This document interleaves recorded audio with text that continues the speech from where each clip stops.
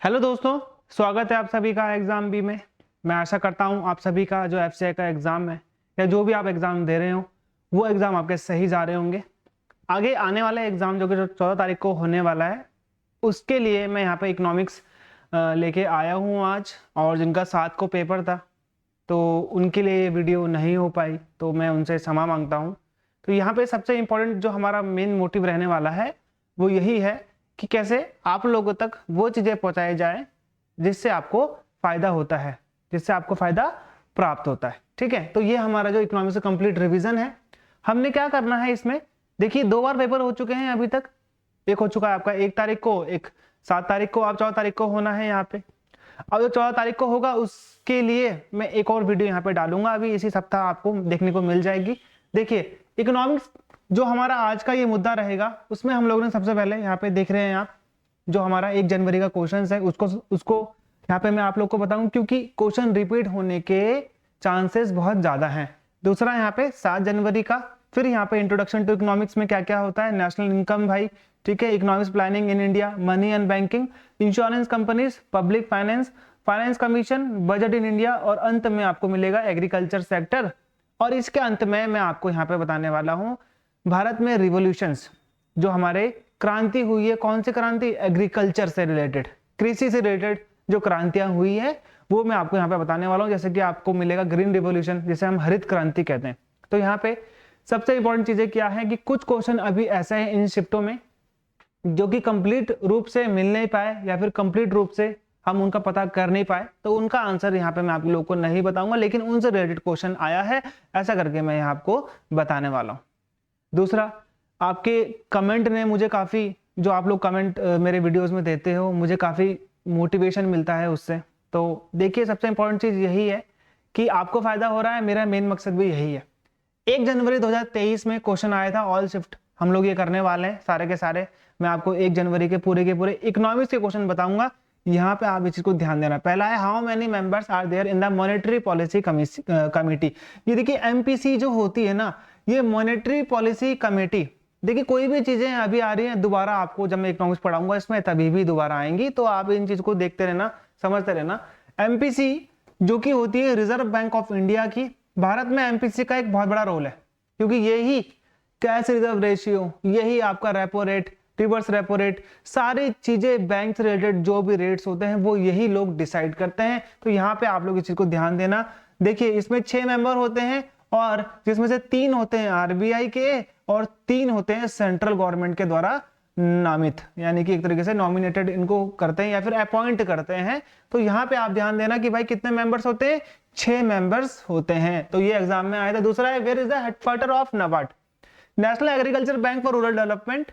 इसका हेडक्वार्टर आपको मिलेगा, पहली बात तो इसके चेयरमैन अभी चेंज हुए हैं तो ये एग्जाम में आ सकता है, साजी के भी करके हैं कुछ, तो आप ये इस चीज को ध्यान देना। दैट इज मुंबई जो कि हमारी फाइनेंशियल क्या है एक तरीके से कैपिटल है। What does P represent in pen, that is permanent account number. Pan card बनता है ना, जो भी फाइनेंशियल चीजें होती हैं उनमें क्या होता है, जरूरी होता है पेन। आजकल की डेट में आप देख रहे हो permanent account number. What is the rank of India in sugar export, भाई शुगर के एक्सपोर्ट में ये है अक्टूबर की न्यूज। पहली बात तो अक्टूबर 2022 की न्यूज, अक्टूबर बहुत आ रहा है, मैंने बहुत सारे एग्जाम का एनालिसिस कर दिया, सारे के सारे मुझे अक्टूबर नवंबर सितंबर के ही करंट अफेयर मिल रहे हैं, तो आपको ये तीनों ही पढ़ना चाहिए मेरे हिसाब से। तो ये अक्टूबर 2022 की रिपोर्ट है या फिर उसकी न्यूज है। तो भारत एक्सपोर्ट में सेकंड हो चुका है भाई, फर्स्ट में अभी भी कौन है, ब्राजील है। लेकिन अगर मैं बात करूं यहाँ पे प्रोडक्शन की, तो भारत प्रोडक्शन में नंबर 1 आ चुका है। इस चीज का ध्यान देना आप लोग, ठीक है, भारत प्रोडक्शन में सबसे नंबर 1 हो चुका है, ठीक है। और सेकंड में कौन है अभी, तो इस सेकंड में है यहाँ पे Brazil. When has India recently faced the demonetization, ठीक है, आप देख रहे हो यहाँ पे नोटबंदी भारत में यहाँ पे कब हुई थी, तो आप देख रहे हो आपको 16 मिलेगा 2016, ठीक है, ये ईयर है। और नवंबर 8 समथिंग की बात है, नवंबर की आप यहाँ पे ये चीज आप यहाँ पे देखने वाले हो। तो ये दिवाली के आसपास का, कहीं दिवाली के बाद का टाइम था। शेड्यूल कमर्शियल फॉरेन बैंक, तो फॉरेन बैंक दे रखे थे इसमें। देखिए शेड्यूल कमर्शियल बैंक्स कौन से होते हैं, जो कि यहां पे आप देखोगे आरबीआई के जो एक्ट है उसके शेड्यूल 2 में जो बैंक्स होते हैं वो आते हैं schedule commercial bank. Foreign bank कौन सा है इसमें, तो यहाँ पे देखिए एक होते हैं प्राइवेट कमर्शियल बैंक, एक होते हैं public commercial bank, cooperative banks, ठीक है, रीजनल बैंक्स, फिर यहाँ पे आपको मिलेगा फॉरेन बैंक्स, तो ऐसे करके आते हैं और ये आपको मिल जाएगा, ठीक है। तो ये फॉरेन बैंक्स में आपको आपने देखा होगा HSBC करके एक बैंक है, स्टैंडर्ड चार्टर्ड है, ठीक है। तो ऐसे कई सारे बैंक्स हैं यहाँ पे आपको दिख जाएंगे, तो इनमें से एक कोई ऑप्शन था, तो बाकी सारे यहाँ पे आप देख लेना इस चीज को कि ऐसे करके भी क्वेश्चन यहाँ पे आते हैं। ओके, स्टैंड अप इंडिया, तो 15 अप्रैल 2016, 15-16 याद रखना आप लोग, 15 अप्रैल 2016 में स्टैंड अप इंडिया जो है स्टार्ट किया गया था भारत सरकार के द्वारा। नॉट एन इकोनॉमिस्ट, तो यहाँ पे था चौधरी चरण सिंह, पहली बात तो चौधरी चरण सिंह करके था, तो ये थे हमारे भारत के प्रधानमंत्री। और यहाँ पे ऐसे दे रखा था मोरारजी देसाई दे रखा था, इंदिरा गांधी दे रखा था, मतलब ऐसे ऑप्शन थे जो कि फाइनेंस मिनिस्टर थे, इसमें दे रखा था कौन से नहीं थे, तो चौधरी चरण सिंह। तो UIDAI, यू स्टैंड्स फॉर तो unique identification authority of India, ठीक है। तो ये है आपका UIDAI, जो है हमारा आधार कार्ड बनाते हैं ना, वही है। नीति आयोग, नीति आयोग के एस्टेब्लिशमेंट, दोबारा से ये नीति आयोग अभी आपका आने वाला है आगे, तो आप इसमें ध्यान देना। तो 2015, ठीक है, ये मैं आपको पूरा वहां बताऊंगा। National institution for transforming India, full time member of NITI Aayog, तो अभी ये भी अक्टूबर 2022 की बात है, ये भी अक्टूबर का करंट अफेयर है। तो नीति आयोग के यहाँ पे देखना आप अरविंद विरमानी करके एक व्यक्ति हैं जिनको यहाँ पे फुल टाइम मेंबर्स बनाया गया नीति आयोग का। अब मैं आपको बताऊंगा एक्स ऑफिशियल मेंबर कौन से होते हैं। अब यहाँ पे मैं जब ये नीति आयोग आएगा इकोनॉमिक्स के वीडियो में अभी आगे, तो यहाँ पे मैं आपको बताऊंगा फुल टाइम मेंबर्स कितने होते हैं। अभी सिर्फ आप इतना याद रख लो, वय वंदना योजना, भाई ये वृद्ध लोगों के लिए है वय वंदना योजना, ये एक इंश्योरेंस कम पेंशन प्लान है। तो ये 2017 में लॉन्च हुई थी, ठीक है। तो 2017 का ये आपको यहाँ पे देखने को मिल जाएगा, वय वंदना योजना, 14 मई के आसपास की डेट है। मिल्क मिशन, भाई मिल्क मिशन किससे रिलेटेड है, तो यहाँ पे मिल्क मिशन रिलेटेड है आपका ऑपरेशन फ्लड। और ये ऑपरेशन फ्लड क्या है, ये ऑपरेशन फ्लड है व्हाइट रिवॉल्यूशन। ऑपरेशन फ्लड क्या है, दूध और डेयरी प्रोडक्ट्स से रिलेटेड जो भी रिवॉल्यूशन भारत में आई थी उससे रिलेटेड है, ठीक है। वर्गीज कुरियन से याद रखना आप लोग। करेंसी ऑफ बांग्लादेश, ये मैं आप लोगों को बता चुका हूं अपनी ज्योग्राफी के वीडियो में, लेकिन करेंसी की बात हो रही तो मैं इसको इकोनॉमिक्स में लेके आ गया। तो यहाँ पे टका, ये याद रखना आप लोग, टका है। एक म्यांमार की भी बताई थी मैंने आपको कयात, तो ये एग्जाम में आ सकता है क्योंकि इनकी जो करेंसी है थोड़ी प्रोनाउंसिएशन इनका अलग सा है। तो ये और क्वेश्चन है 1 जनवरी के, how many KGs of free food grains are provided under Pradhanmantri Garib कल्याण अन्न योजना। तो ये है 5 केजी अन्न मिलता है भाई, ठीक है, फ्री फ्रूट मिलता है। आपने कोविड के टाइम पे देखा होगा, बहुत चला था ये। Who control the market securities in India, तो securities and exchange board of India, securities exchange board of India भी बोलते हैं, सेबी, ठीक है। 1988 में इसकी स्टैब्लिशमेंट होती है, 1992 में इसको संवैधानिक दर्जा मिलता है। India is the dash largest economy in the world as of September, तो यहाँ पे है 5th लार्जेस्ट। हमने किसको सरपास किया है, हमने यूके को सरपास किया है। How many schedule payment bank, तो भारत में अभी कितने शेड्यूल पेमेंट्स बैंक है, तो ये 6 शेड्यूल पेमेंट्स बैंक हैं। अभी मैं आगे आपको बताऊंगा, ये आने वाला है दोबारा से, ठीक है। PMJJBY, प्रधानमंत्री जीवन ज्योति बीमा योजना, आपको देखने को मिल जाएगी, बहुत इंपॉर्टेंट है प्रधानमंत्री जीवन ज्योति बीमा योजना, ठीक है। पहली बात तो रखना, इसका जो प्रीमियम है 436 हो चुका है। इससे पहले आप देखोगे जून जुलाई में बढ़ा था ये 2022 में, तो ये 330 समथिंग था, ठीक है, 330 समथिंग था, 400 अभी आप देख रहे हो। प्रधानमंत्री सुरक्षा बीमा योजना की भी 20 हो चुकी है, पहले 12 थी, जो कि आपने देखा होगा, आपने अकाउंट खुलाया होगा SBI PNB में, तो जानबूझ के वो लोग अपने आप काट देते हैं इस पैसे को, ठीक है। आपको बताते भी नहीं कि आपका ये इंश्योरेंस है वो इंश्योरेंस है, सीधा ही आपका पैसे काट देते हैं कि PMJJBY PMSBY से हम आपका पैसा काट रहे हैं, बताते भी नहीं है। तो ये इसकी प्रीमियम 436 हो चुकी है, 330 इसका पहले था, 436 हो चुकी है। प्रधानमंत्री जीवन ज्योति बीमा योजना कई बार एग्जाम्स में आता है इसका, आपने देखा होगा। Largest diamond and gold producer, देखिए डायमंड का सबसे ज्यादा प्रोड्यूस कौन करता है, रशिया करता है। रिजर्व भी आपको वैसे रिजर्व सबसे ज्यादा अफ्रीका में मिलेंगे। गोल्ड का सबसे ज्यादा प्रोडक्शन करता है चाइना। अब यहाँ पे थोड़ा जो क्वेश्चन था ना ये समझ में नहीं आ रहा था, इसलिए मैंने दोनों का लिख दिया, दोनों में से कोई भी आया होगा तो आप देख लेना। डायमंड का हो गया यहाँ पे रशिया का, गोल्ड का हो गया यहाँ पे। चाइना प्रोडक्शन की बात कर रहा हूं मैं, यहाँ पे रिजर्व की बात नहीं कर रहा हूं, रिजर्व में अलग चीजें आती है।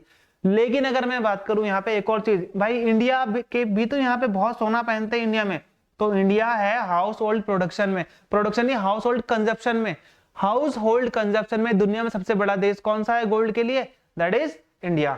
Okay, number of public sector banks, तो 12 है सरकारी bank. East India company establish first factory near which river. देखिए इसके लिए मैं सोर्स देख रहा था कई बार, ठीक है, हालांकि इसका आंसर हुगली है, ये आप ध्यान देना। हुगली नदी कहां पर है, हुगली रिवर है, आपको मिल जाएगी कलकत्ता में, ठीक है। तो ये एक चीज है कि 1611 एक आती है डेट और एक आती है 1613, ठीक है। तो यहाँ पे 1611 में ना ये बोलते, देखिए सबसे इंपॉर्टेंट चीज तो ये है कि भाई 31 दिसंबर 1600 में ईस्ट इंडिया कंपनी एस्टैब्लिश होती है by the charter of Elizabeth, queen Elizabeth. कुछ 50-100 मर्चेंट ने मिलकर ये कंपनी बनाई, ठीक है, ईस्ट इंडिया कंपनी। और ये लोग भारत पहुंचे सबसे पहले तो भाई यहाँ पे आप ध्यान देना कि भाई जॉन मिल्टन हॉल आया था अंग्रेजी, इसके बाद कैप्टन हॉकिंस आया था, सर थॉमस रो आए थे, ठीक है। धीरे धीरे आगे जहांगीर से मिले, जहांगीर ने इनको कंपनी एक जगह दी, धीरे धीरे इन्होंने क्या करा कि भाई बंगाल को अपने कब्जे में ले लिया। आपको पता है 1757 यानी कि 1757 बैटल ऑफ प्लेसी में इन्होंने हराया था किसको, सिराजुद्दौला को, ठीक है। तो यहाँ पे आप ध्यान देना, हेक्टर मुनरो और रॉबर्ट क्लाइव बहुत इंपॉर्टेंट व्यक्ति हैं बैटल ऑफ बक्सर और प्लासी में। तो यहाँ पे 1611 में देखोगे आप तो सबसे पहले आएगा आपका मसूलीपट्टनम, दूसरा आएगा आपका यहाँ पे सूरत। तो यहाँ पे कई बार ना एग्जाम में ये पूछ देता है कि भारत में ईस्ट इंडिया कंपनी की सबसे पहली जगह कौन सी, तो आपने सारी बुकों में देखा होगा सूरत। आपको 90% किताबों में सूरत मिल जाएगा कि जो हमारा ईस्ट इंडिया कंपनी है उसकी पहली फैक्ट्री कहां पे खुली थी, दैट इज सूरत। ओके, और यहां पे मैं आपको बता दूं एक 1611 में इन्होंने एक कंपनी खोली थी नीचे साउथ में कहीं, दैट इज मसूलीपट्टनम, ठीक है। वहां पे इन्होंने एक कंपनी खोली, लेकिन वो फेल्ड थी फैक्ट्री, लेकिन वो पहली थी लेकिन वो फेल्ड थी। लेकिन जब इन्होंने 1613 में सूरत में ये कंपनी खोली, ठीक है, तो ये 1600-1700 के आसपास है। तो यहाँ पे जब इन्होंने ये कंपनी खोली तो ये यहाँ पे क्या हो गई थी, एक तरीके से सक्सेस हो गई थी, जिस वजह से यहाँ पे आपको ये देखने को मिल जाएगा, इंपॉर्टेंट है, establish the first factory near which river, ये हुगली रिवर है। तो ये एग्जाम में काफी आ सकता है, फर्स्ट रिवर है, फर्स्ट इस फैक्ट्री से कभी भी क्वेश्चन आएगा तो आप लोग सूरत याद रखना, बस सूरत ही आता है। Who has sole authority to mint coins, भाई कॉइन्स को, सिक्कों को मिंट करने का, ठीक है, टकसाल जो होती है ना वो किसका है, गवर्नमेंट ऑफ इंडिया। लेकिन यहाँ पे एक और चीज इंपॉर्टेंट है कि भाई इनको सर्कुलेट कौन करेगा, तो इसको सर्कुलेट कराने का जिम्मा किसका है, रिजर्व बैंक ऑफ इंडिया का है। ओके, तो ये रिजर्व बैंक ऑफ इंडिया ही इसको सर्कुलेट करती है, और बनाती कौन है, गवर्नमेंट ऑफ इंडिया बनाती है, ये आप ध्यान देना। 1 रुपए का नोट भी यही बनाते हैं। ओके, 7 जनवरी 2023 के, अब देखिए ये 7 जनवरी अभी वाला जो हुआ है, ओके, तो यहाँ पे सबसे इंपॉर्टेंट चीज पहला क्या है, द हेडक्वार्टर ऑफ WTO कहां पर है, वर्ल्ड ट्रेड ऑर्गेनाइजेशन का हेडक्वार्टर कहां पर है, तो ये है जेनेवा, जो कि स्विट्जरलैंड में है, ठीक है, स्विट्जरलैंड में है। Okay, goods and services tax was introduce in which year, देखिए जीएसटी कब लागू होती है भारत में, तो 1 जुलाई 2017 में लागू होती है। जीएसटी के बारे में अभी आगे मैं आपको और यहाँ पे बताने वाला हूँ, जीएसटी से रिलेटेड आपको और भी ज्यादा कुछ चीजें देखने को मिल जाएंगी, ठीक है। तो ये एग्जाम में कई बार आता है, तो इन चीजों का आप लोग ने ध्यान रखना है। ओके, अब अगला देखिए यहाँ पे, अगला आपको यहाँ पे क्या मिल जाएगा, who is the present chief economic adviser, मैंने वैन से याद रखा है, वैन, ठीक है, वैन पता है ना आपको, तो वैन से याद रखना आप लोग, ठीक है। तो वी से है वेंकट रमन, ए से है अनंत और एन से नागेश्वरम, डॉक्टर VA नागेश्वरम, ये है हमारे चीफ इकोनॉमिक एडवाइजर, भारत के अभी मुख्य आर्थिक सलाहकार। Which bank was earlier known as imperial bank, देखिए 1921 में ना 3 बड़े बैंक थे भारत के, bank of Bengal, okay, bank of Bombay और बैंक ऑफ चेन्नई या फिर मद्रास बोल सकते हो आप, ठीक है। इन तीनों बैंक को मर्ज कर दिया गया, और ये मर्ज करने के बाद 1921 में इसे बनाया गया इंपीरियल बैंक, और ये इंपीरियल बैंक 1955 में जाकर क्या बनता है, स्टेट बैंक ऑफ इंडिया। तो यहाँ पे क्या हो गया आपका, state bank of India. Who among the following was not a finance minister of India, तो ये बता चुका हूं मैं आपको, इसमें भी चौधरी चरण सिंह था। क्वेश्चन आया था कोई नीति आयोग से रिलेटेड, तो नीति आयोग के बारे में मैं अभी आपको आगे बताने वाला हूं। How many printing press is under control of reserve bank of India? Mysore और सैल्बोनी, ये दो जगह ऐसी है जहां पर रिजर्व बैंक की क्या है, प्रिंटिंग प्रेस है, जहां पर नोट मुद्रण होता है। 4 प्रिंटिंग प्रेस है जिसमें से 2 आरबीआई के अंडर में है और 2 गवर्नमेंट ऑफ इंडिया के अंडर में है। तो ये ध्यान देना आप लोग कि ये 2 है आरबीआई के अंडर में है, 2 है गवर्नमेंट ऑफ इंडिया के अंडर में। एयर इंडिया लिमिटेड जो कि इससे पहले भी प्राइवेट थी, अब फिर सरकारी हो गई थी, फिर यहाँ पे दोबारा से इसे किसने ले लिया है, टाटा ने ले लिया है। टाटा अब इसको दोबारा से चलाएगा। Who see monetary policy in India, ठीक है, तो ये मौद्रिक नीति हिंदी में बोलते हैं, इसे कौन चलाता है भारत में, रिजर्व बैंक ऑफ इंडिया चलाता है। आपका CRR, SLR, cash reserve ratio, repo rate, bank rate, ये सब चीजें क्या होती हैं यहाँ पे, ये आपका पर्टिकुलरली आता है। GSTN, goods and services tax network, तो एन का मतलब यहाँ पे क्या हो गया, नेटवर्क हो गया। Who present economic survey in parliament, parliament में इकोनॉमिक सर्वे अलग चीज है, बजट अलग चीज है। इकोनॉमिक सर्वे भारत में कौन प्रेजेंट करता है पार्लियामेंट में, तो पहला तो करता है मिनिस्ट्री ऑफ फाइनेंस, दूसरी यहाँ पे अगर आती है, अगर ये ऑप्शन में नहीं है तो यहाँ पे आएगा आपका भारत के economic adviser, chief economic adviser. Starting 4 digit of IFSC code, Indian financial system code, आपने देखा होगा जैसा कि मेरा है यहाँ पे, मैं बताता हूँ SBIN 000123 ठीक है। तो ये जो शुरू का है, शुरू का मतलब 4 क्या है, ये है स्टेट बैंक ऑफ इंडिया, ये 0 तो आता ही आता है, और ये लास्ट के जो 6 डिजिट हैं ये होता है ब्रांच कोड, ये होता है बैंक कोड। तो यहाँ पे ये क्या होगा, ये होगा यहाँ पे बैंक कोड।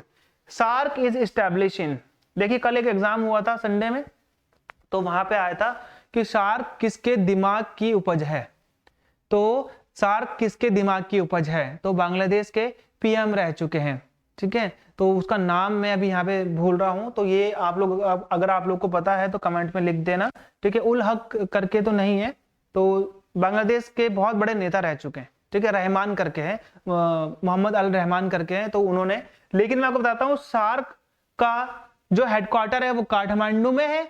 सार्क की जो पहली मीटिंग हुई थी भारत में 1986 में हुई थी, सार्क की जो एस्टेब्लिशमेंट हुई थी 1985 में हुई थी। ये ध्यान रखना कहां पे हुई थी, ढाका में हुई थी, बांग्लादेश के।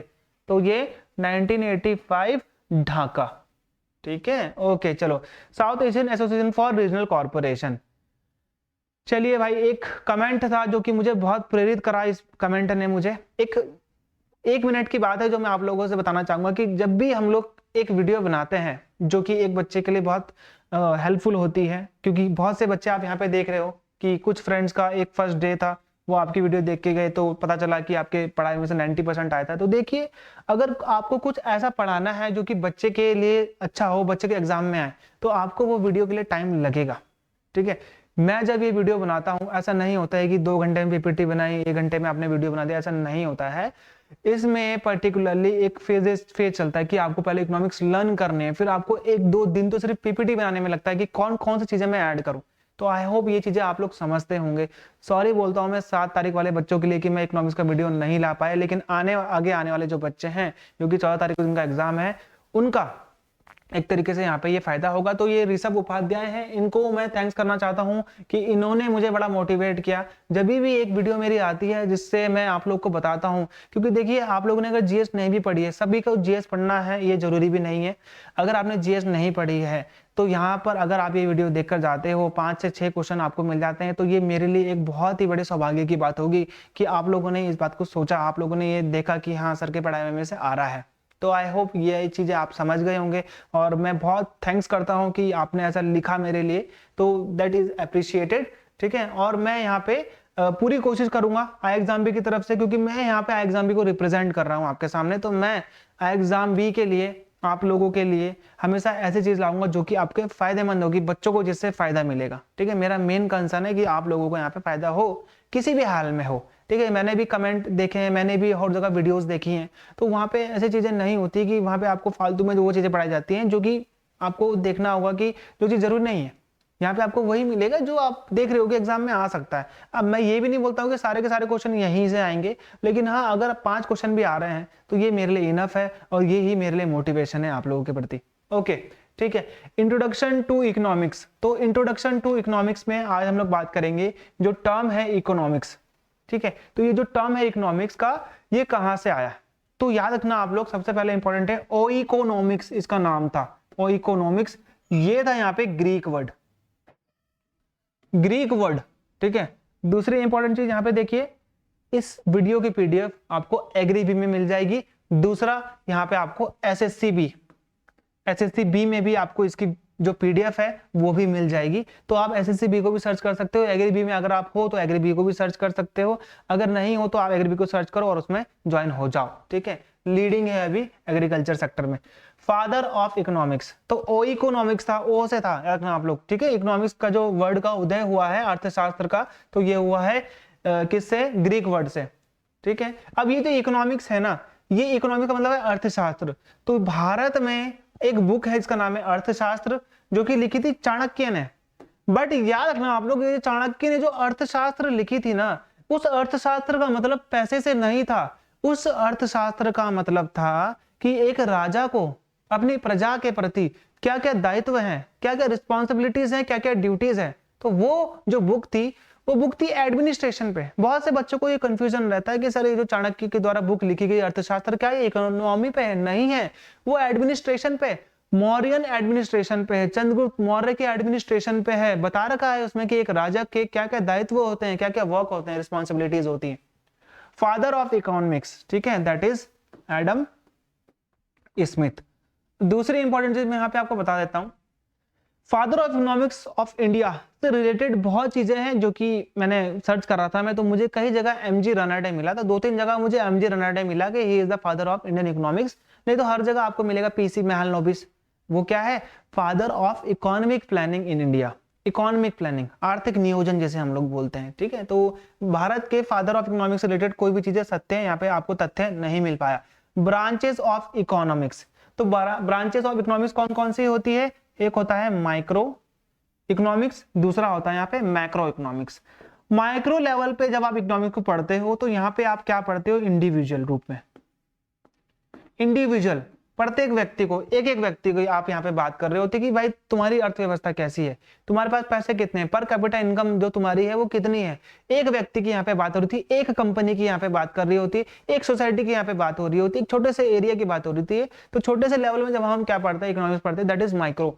एक मैक्रो होता है जो कि हम पढ़ते हैं एक बड़े लेवल पे, एक पूरे देश के लेवल पे, मैक्रो इकोनॉमिक्स। ये जो मैक्रो इकोनॉमिक्स होती है, ये मैक्रो इकोनॉमिक्स क्या है यहाँ पे, तो आप लोग ध्यान देना, बैलेंस ऑफ पेमेंट, ठीक है, अनएम्प्लॉयमेंट के बारे में पता करना, ठीक है, नेशनल इनकम देखना, तो ये सब क्या है, जीडीपी देखना, तो ये सब क्या है हमारा मैक्रो लेवल पे जब हम लोग इकोनॉमी को पढ़ते हैं। वैसे भी इकोनॉमिक्स में सबसे ज्यादा आपको मैक्रो लेवल, मैक्रो ही इकोनॉमिक्स मिलेगी, माइक्रो बहुत कम मिलती है। तो ये मैं आपको बता चुका हूँ, ये है आप लोगों के यहाँ पे एक तरीके से ब्रांचेस। माइक्रो इकोनॉमिक्स के यहाँ पे क्या है, बैलेंस ऑफ पेमेंट, ये बता चुका हूँ मैं, अनएम्प्लॉयमेंट हो गया, ठीक है, नेशनल इनकम हो गया, और यहाँ पे आपका बहुत सारी चीजें हैं, अनएम्प्लॉयमेंट है, एम्प्लॉयमेंट भी है, ठीक है, कितने को दिया है, और नेशनल इनकम हो गया, जीडीपी हो गया, जीएनपी हो गया। तो ये सब आएगा आपका माइक्रो में, जब हम बहुत बड़े लेवल पे, एक वृद्ध लेवल पे हम लोग क्या करते हैं, इकोनॉमिक्स को पढ़ते हैं। टाइप्स ऑफ इकोनॉमी, ठीक है, तो ये इकोनॉमिक कितने टाइप की होती है, आपने देखा होगा, डेवलपमेंटरी इकोनॉमी भी होती है, ओपन इकोनॉमी होती है, क्लोज्ड इकोनॉमी होती है, आपने बहुत सारी चीजें देखी इकोनॉमी में। लेकिन यहाँ पे मैं आपको बताता हूँ 3 ही सबसे इंपॉर्टेंट होती है। सबसे पहला यहाँ पे देखिए आप, कैपिटलिस्ट इकोनॉमी। दूसरा यहाँ पे आपको मिल जाएगा यहाँ पे सोशलिस्ट इकोनॉमी। तीसरा आपको मिल जाएगा यहाँ पे मिक्स्ड इकोनॉमी। देखिए कैपिटलिस्ट इकोनॉमी में क्या होता है कि सभी चीजें प्राइवेट के हाथों में होती है। जो प्रोडक्शन होता है वो किसके आधार पर होता है, वो कंपटीशन के आधार पर होता है कि भाई ये जो मैं प्रोड्यूस कर रहा हूं क्या ये चल पाएगा मार्केट में, कितनी इसकी डिमांड है, डिमांड के आधार पर ही हम लोग प्रोडक्शन करते हैं। कैपिटलिस्ट में सबसे बड़ा इसका एग्जांपल है यूएसए। सोशलिस्ट में क्या होता है कि जो सारे रिसोर्सेज हैं वो सरकार के हाथों में होते हैं, सरकार डिसाइड करती है यहाँ पे कि जो ये रिसोर्स है ये किस प्रकार से आगे जाना चाहिए, या फिर ये किस प्रकार से लोगों की भलाई के लिए काम में आना चाहिए, इस पे फायदा नहीं ढूंढते हैं। तो उसका सबसे बड़ा एग्जांपल कौन सा है, रशिया हो गया, चाइना हो गया। यहाँ पे हर चीज गवर्नमेंट के कंट्रोल में होती है। अब ये रहा मिक्स्ड इकोनॉमी, इसका सबसे बड़ा एग्जांपल है इंडिया। यहाँ पे आधी चीजें आपने देखा होगा पीपीपी, पब्लिक प्राइवेट पार्टनरशिप जिसको हम बोलते हैं। तो कुछ चीजें प्राइवेट को दे रखी है, कुछ चीजें यहाँ पे पब्लिक को दे रखी है, यानी कि एक तरह की सरकारी है। जैसे स्कूल में आप देखोगे सरकारी स्कूल भी है, प्राइवेट स्कूल भी है। आप देखोगे यहाँ पे हॉस्पिटल प्राइवेट भी है और यहाँ पे सरकारी भी है, तो दोनों चीजें है ना। लेकिन चाइना में ऐसा नहीं है, चाइना में तो सरकारी है, अगर तो सरकारी ही है हॉस्पिटल। यूएस में तो प्राइवेट है तो प्राइवेट ही है। तो यहाँ पे इन चीजों को आपने ध्यान देना है कि मिक्स्ड में सभी चीजें मिक्स्ड होती हैं। अब सेक्टर कौन कौन से होते हैं इकोनॉमी में, तो सबसे पहला होता है यहाँ पे प्राइमरी सेक्टर, फिर आता है यहाँ पे आपका सेकेंडरी सेक्टर, फिर आता है आपका tertiary sector. Primary sector basically related to the farmers, basically related to the production, basically related to the raw material, sorry production नहीं, रॉ मटेरियल। अब ये रॉ मटेरियल किसान ने अगर अपनी फसल उपजाई, किसान ने अगर अपनी जो किसान है उसने अपनी जो फसल को काटा, उसको रॉ बनाया, जो वो तो गेहूं उगाएगा ना, आटा थोड़ा ना उगाएगा। तो गेहूं के बाद आटा कौन बनाएगा, यहाँ पे प्रोडक्शन, कंस्ट्रक्शन, ये सब किस में आता है, सेकेंडरी में आता है। जब भी हम कोई रॉ मटेरियल को यहाँ पे सेकेंडरी में लाते हैं और कंपनी में लाने के बाद उसको वापस कहाँ पे बेचते हैं, यहाँ पे मार्केट में बेचते हैं, तो उसको हम लोग क्या बोलते हैं यहाँ पे, एक तरीके से ये हो गया हमारा सेकेंडरी सेक्टर। टर्शरी क्या हो गया, टर्शरी हो गया यहाँ पे सर्विस सेक्टर। ये रखना आप लोग, थर्ड सेक्टर भी बोलते हैं, टर्शरी सेक्टर भी बोलते हैं, सर्विस सेक्टर भी बोलते हैं। सर्विस क्या है, सर्विस है भाई, जैसे आप जोमेटो देख लो, क्या है, सर्विस है, खाना मंगाओ या नहीं मंगाओ वो चलता रहेगा। आपको खाना नहीं मंगाना है तो कोई बात नहीं है, अगर मुझे खाना मंगाना है मेरे घर पे तो मैं जोमेटो की सर्विस हो गया, मैं किसी भी कंपनी के यहाँ पे मैं बात कर सकता हूँ, चाहे स्विगी हो गया, उबर हो गया। मुझे कहीं जाना है तो मैं यहाँ पे ओला करूंगा, या फिर मैं कोई और कंपनी जो मैं करना चाहता हूँ मैं उसको हायर करूंगा जो मैं करना चाहता हूँ, ठीक है।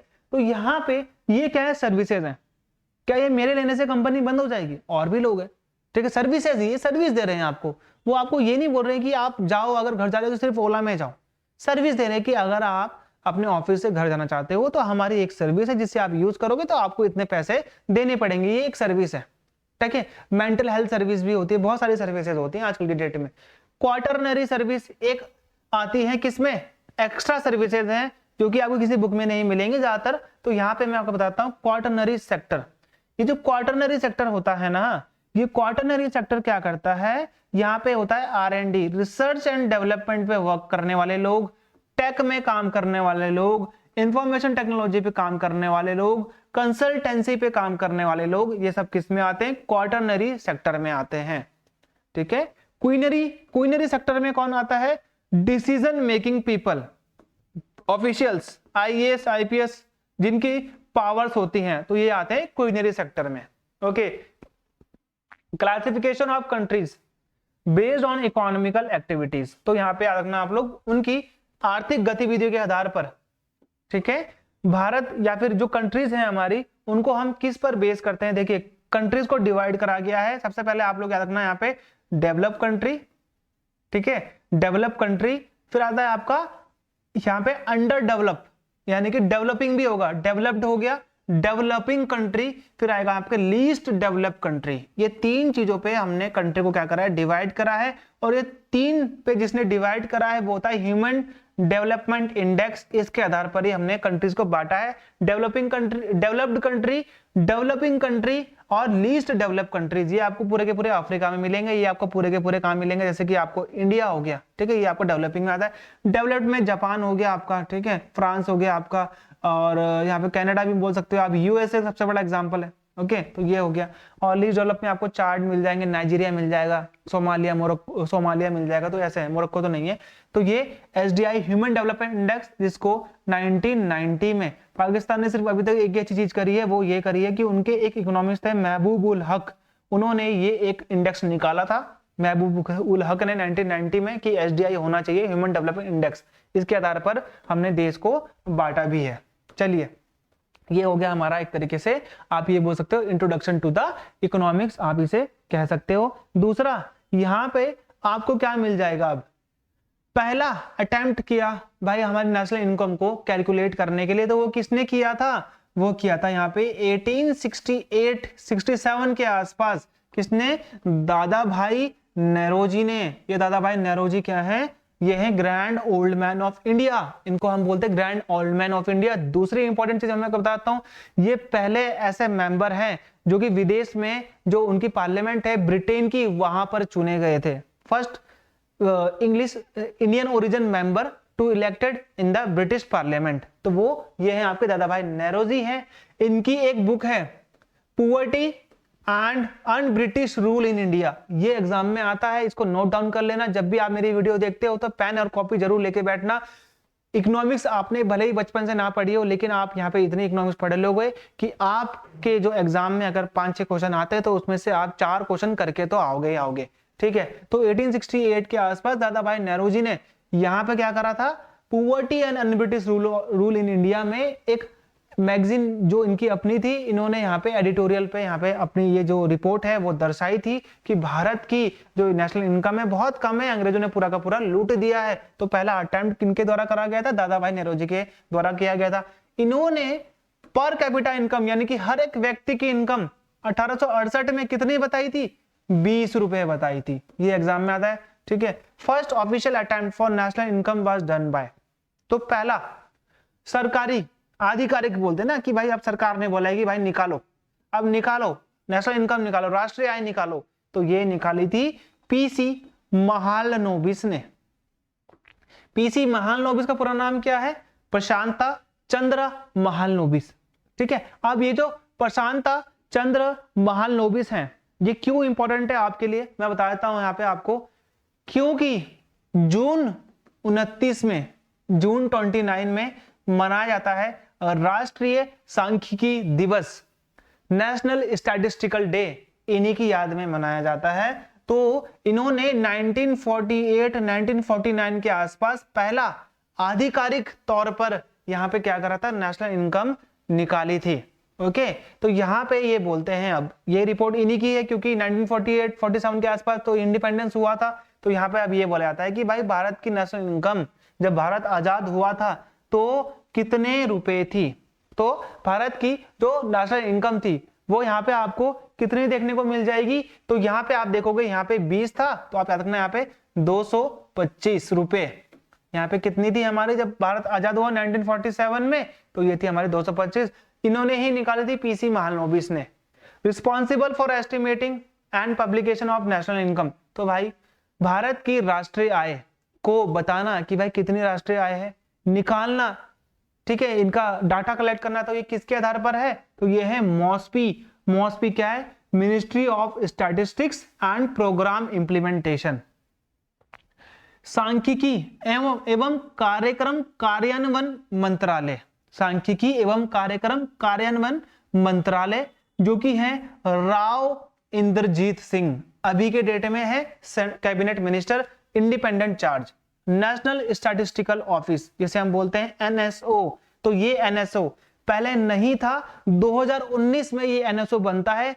सीएसएसओ सेंट्रल सैंपल सर्वे ऑफिस, और यहाँ पे था एक सीएसओ, ठीक है, ये एनएसएसओ था, सीएसएसओ नहीं था, एनएसएसओ, और यहाँ पे था सीएसओ। ये हो गया आपका सेंट्रल स्टैटिस्टिकल ऑफिस जिसको हम बोलते हैं, और था नेशनल सैंपल सर्वे ऑफिस, ये तो भाई डाटा कलेक्ट करता था और ये यहाँ पे डाटा को एक तरीके से बनाता था कि हाँ भाई इतनी नेशनल इनकम है। तो ये दोनों के काम थे। 2019 में इनको मर्ज कर दिया गया। मर्ज करने के बाद एक सीधा सा ऑफिस बना जिसको हम बोलते हैं एनएसओ, नेशनल स्टैटिस्टिकल ऑफिस, जिसे हम बोलते हैं, जो कि अंडर में आता है मॉस्पी के। ठीक है, तो ये मॉस्पी यहाँ पे मैं बता चुका हूं आप लोगों को। एनएसएसओ यानी कि नेशनल सैंपल सर्वे ऑफिस और सेंट्रल सर्वे ऑफिस से स्टैटिस्टिकल ऑफिस भी बोलते हैं इसको। तो ये दोनों को मर्ज कर दिया 2019 में। जीडीपी ऑफ इंडिया 2020-21 में भारत की जीडीपी कितनी है, तो यहाँ पे 7.2%, 28 समथिंग है, इसका मैं कंफर्म नहीं हूं। ठीक है, तो यहाँ पे 7.2 ही बोला है, वैसे तो आप इसको भी याद रख लेना क्योंकि मैंने जिस बुक से लिया है तो उसमें यही डाटा दिया था। Base year for estimating national income, तो 2011-12 है हमारा नेशनल इनकम के लिए base year. The per capita income at current price during 2020-21, तो करंट प्राइस में हमारा पर कैपिटा इनकम कितना है, तो यहां पर है 1,27,768। ठीक है, 127,768 रुपीज, ये है हमारा एक तरीके से पर कैपिटा इनकम। सबसे हाईएस्ट पर कैपिटा इनकम कौन से राज्य की है, तो यहाँ पे आप लोग ध्यान देना, दैट इज गोवा। ठीक है, अगर दिल्ली है तो दिल्ली यूटी है, आप लोग इस चीज को याद रखना। भारत में आप बात करते हैं इकोनॉमिक प्लानिंग की, what is economic planning? Bharat में आप देखोगे यहाँ पे इकोनॉमिक प्लानिंग का क्या था। इकोनॉमिक प्लानिंग का मतलब होता है आर्थिक नियोजन। भाई आर्थिक नियोजन कैसे करना है, क्या करना है, ठीक है। देखिए पहली कंट्री दुनिया में जिसने सबसे पहले पंचवर्षीय योजना है 5 ईयर प्लान को लागू किया, दैट इज रशिया।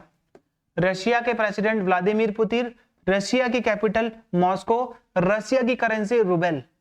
रशिया के साथ भारत ने कौन सी मिसाइल करी है? तो ये करी है ब्रह्मोस। ब्रह्म से ब्रह्मपुत्र, मौस से मॉस्कोवा नदी। ओके, तो पहली ऐसी कंट्री जिसने 5 ईयर प्लान लॉन्च किए, और ये तब रशिया नहीं था, ये यूएसएसआर था, ठीक है, union of Soviet socialist Republic, ठीक है। तो ये एग्जाम में कई बार आ सकता है, पर रशिया नहीं होगा तो यूएसएसआर होगा, फेडरेशन। तो ये आप लोग याद रखना कि भाई रशिया और यूएसएसआर दोनों ही वाइस वर्सा आप लोग यूज कर सकते हो। First 5 year plan was launch in, तो पहला 5 ईयर प्लान कब लॉन्च हुआ था? तो भारत में पहला 1 अप्रैल 1951 से लेकर 1956 तक हमने देखा भारत का पहला पंचवर्षीय योजना। The 5 year plan was based on, तो पहला पंचवर्षीय योजना किस स्ट्रेटेजी, किसकी थ्योरी पर बेस्ड था? तो यहां पे आप लिख लेना Herald Domar. Herald Domar model पर था। ये एग्जाम में आता है, इसको आप स्टार लगा लेना, 2 स्टार लगा लेना।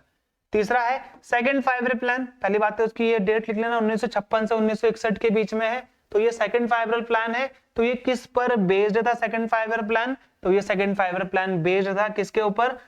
नेहरू यानी कि जवाहरलाल नेहरू और महालनोबिस। ये महालनोबिस आपको मैं अभी बता चुका हूं, पीसी महालनोबिस स्ट्रेटेजी पे, ये इनकी स्ट्रेटेजी पर यहाँ पे बेस्ड था। देखिए राइटिंग का ना थोड़ा बहुत प्रॉब्लम रहेगा, एक कमेंट भी था, मैं देख रहा था कि आपकी राइटिंग थोड़ी सही कर दो। अब जल्दी कराना होता है और बहुत चीजें लिखनी होती है, तो यहाँ पे राइटिंग का थोड़ा प्रॉब्लम हो जाता है। तो राइटिंग आप लोगों ने ज्यादा इतना माइंड नहीं करना है, जो मैं बोल रहा हूँ उस पर आप लोग अगर ध्यान देते हो तो भी आपको याद हो जाएगा। अदरवाइज इसकी पीपीटी तो आपको मिल ही जाएगी, पीडीएफ में आपको बोलना चाहता हूँ, ये एग्री बी में और एसएससी बी में आपको दोनों में ये इसकी मिल जाएगी। टोटल 5 ईयर प्लान्स, भारत के टोटल 5 ईयर प्लान्स कितने हैं? तो अभी तक मैं आपको बताऊं 1951 से जब से पंचवर्षीय योजनाएं भारत में स्टार्ट हुई थी, 2017 अंत था इसका जब 12वीं पंचवर्षीय योजना खत्म हुई। तो याद रखना आप लोग, हमारे पास टोटल 12 पंचवर्षीय योजना है। तो लास्ट 5 ईयर प्लान कौन सा था? वो था 12th 5 ईयर प्लान FYP, ठीक है। इसका टाइम पीरियड क्या था? 2012 से 17 के बीच में था। ये भी एग्जाम में आ सकता है। पहला नेशनल कमीशन, तो पहला नेशनल कमीशन ये आधिकारिक नहीं है, मैं आपको बता देता हूं ये आधिकारिक नहीं है। तो फर्स्ट नेशनल कमीशन 1938, अच्छा मैं इसको मिटा देता हूं, फिर मैं आपको दोबारा से अच्छे से बताऊंगा इसमें क्या क्या चीजें हैं। तो फर्स्ट नेशनल कमीशन, अब यहां पे देखना आप लोग 1938 में, देखिए आप आईएनसी क्या है? इंडियन नेशनल कांग्रेस, 1885 में एस्टेब्लिशमेंट होती है, ठीक है, एओ ह्यूम द्वारा, एलन ऑक्टेवियन ह्यूम के द्वारा, ठीक है। सबसे पहली मीटिंग अभी एग्जाम में आ रखा है कि आईएनसी की सबसे पहली मीटिंग कहां पे हुई थी? तो ये हुई थी यहाँ पे मुंबई में, गोकुलदास तेजपाल स्कूल है था ना, 72 डेलीगेट्स ने इसको अटेंड किया था। सबसे पहले जो इसके अध्यक्ष थे वो कौन थे? WC बैनर्जी थे, ठीक है। तो ये आप लोग याद रखना। तो हर साल आप देखोगे 21 से लेकर 30 तक या फिर 25 से लेकर 30 दिसंबर तक इनकी क्या होती थी? एक मीटिंग होती थी आईएनसी की। तो यहाँ पे 1938 में एक मीटिंग हुई थी जो कि सुभाष चंद्र बोस इसके प्रेसिडेंट थे। उस टाइम पे हर साल के लिए, एक साल के लिए कांग्रेस का एक प्रेसिडेंट होता था, ठीक है। तो कांग्रेस का एक होता था जिसे हम बोलते हैं हरिपुरा सेशन, हरिपुरा सेशन। फिर 1939 में एक होता है त्रिपुरी सेशन। इसमें तो आपको पता है कि इन्होंने दोबारा से सुभाष चंद्र बोस ने पट्टाभी सिद्धरामैया को हरा दिया था, जिस वजह से गांधी जी बहुत नाराज हो गए थे और उन्होंने इनको कहा था कि आप अपना पद छोड़ दो। तो इन्होंने अपना पद छोड़कर फॉरवर्ड ब्लॉक की स्थापना करी थी। और तो आप यहाँ पे ध्यान देना, ये चीजें आप मत अभी याद भी नहीं करोगे तो चल जाएगा। 1938 में सुभाष चंद्र बोस ने बोला, या फिर इनकी जो कमेटी उन्होंने बोला कि एक national committee on planning, national committee on planning को हम लोग एस्टैब्लिश करेंगे under the chairmanship of Jawaharlal Nehru. और ये भारत में आर्थिक नियोजन को देखेंगे तो 1938 से सुभाष चंद्र बोस इसके क्या थे यहाँ पे प्रेसिडेंट थे। ओके, तो ये और कौन सा है यहाँ पे, ये देखिए फर्स्ट नेशनल कमीशन वाला कर दिया, responsible for planning the 5 year plan. देखिए अब यहाँ पे प्लानिंग कमीशन, ये आ गया यहाँ पे प्लानिंग कमीशन। तो भारत में पंचवर्षीय योजनाओं को प्लान करना, कैसे करना है, क्या करना है, क्या क्या होना चाहिए उसमें, तो ये जो प्लानिंग कमीशन है ये था जिसे हम बोलते थे योजना आयोग।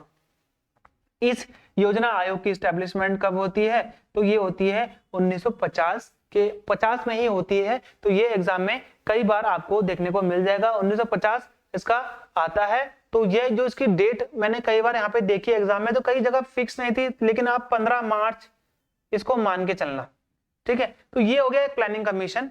तो 15 मार्च 1950 में इसकी स्टैब्लिशमेंट होती है। तो याद रखना प्लानिंग कमीशन को ही तोड़कर नीति आयोग बनाया गया 2015 में। तो ये जो प्लानिंग कमीशन था ना, प्रेसिडेंट जो भारत का प्राइम मिनिस्टर होगा is the ex officio chairman of planning commission, ठीक है। दूसरा होता था यहाँ पे डेप्यूटी चेयरमैन। ये डेप्यूटी चेयरमैन, सबसे पहले डेप्यूटी चेयरमैन कौन थे, वो थे Gulzari Lal Nanda.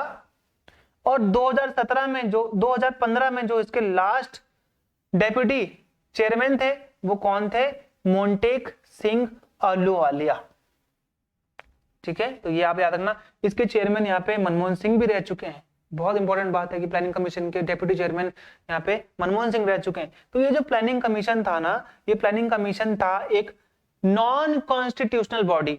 Non constitutional body क्या होती है, जिसका जिक्र संविधान में नहीं होता है। और ये प्लानिंग कमीशन क्या थी, ये थी एडवाइजरी कमेटी। एडवाइजरी कमेटी बोल सकते हो आप लोग, ये एडवाइज करती थी। तो प्लानिंग जो पंचवर्षीय योजनाएं थी भारत में वो प्लानिंग कमीशन करती थी। प्लानिंग कमीशन के बारे में मैं आपको यहाँ पे बता चुका हूं।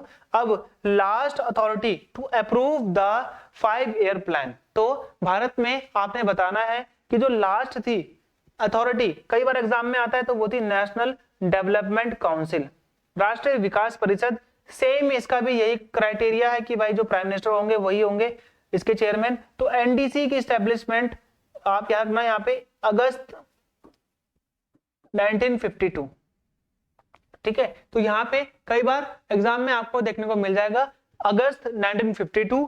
तो ये एनडीसी जो थी ये एट लास्ट इसको अप्रूव करती थी। प्लान कौन करता था, प्लानिंग कमीशन। अप्रूव कौन करता था, एनडीसी यानी कि नेशनल डेवलपमेंट काउंसिल।